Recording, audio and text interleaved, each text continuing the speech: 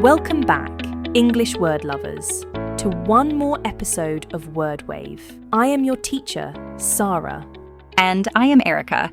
Today we've got a word that might sound a bit funny, but is super useful. Yes, and the word of the day is mangle. Mangle. Mangle means to damage something due to lack of skills or carelessness. It could also mean to destroy something by twisting it by force or tearing it into pieces. So that its original form is completely changed. It can also be used in the context of a language. If you mangle your speech or your email, it means you make so many mistakes it spoils the original message. Wow, Sarah, this one word can be used in so many different ways. Yes, Erica. And that's the beauty of learning new words and using them literally and figuratively. I totally agree with that. The pronunciation is mangle. Mangle. The stress is on the first syllable, mangle. Mangle is mainly used as a verb. And mangled is its past participle form. And mangling is its continuous or the gerund form. Let's look at some examples with all the forms of mangle. Shall we?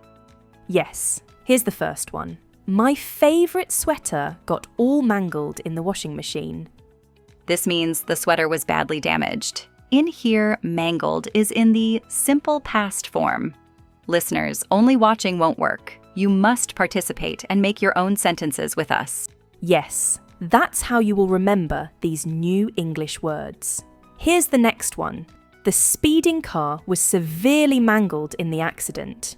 This means the car was so badly damaged that it couldn't be recognized. Here's one more. During the presentation, it was clearly visible that he was mangling his words due to nervousness. Now, that can happen to anyone. Here, mangling is used in the continuous form. Here's one more example. Her mangling of the classic song during the karaoke night made everyone laugh. Well, Sarah, even I have mangled songs in a karaoke. Over here, mangling is used as a gerund. Here's one last example. Do not mangle the phone. Take it to the service center. This means only repair the phone if you know how to do it, or you will end up messing it. So, listeners, that's all for today in this episode of WordWave, where you learn one word at a time to boost your vocabulary and speak English confidently. We will catch up with you in the next episode of WordWave. To learn one word at a time. Until then, happy learning.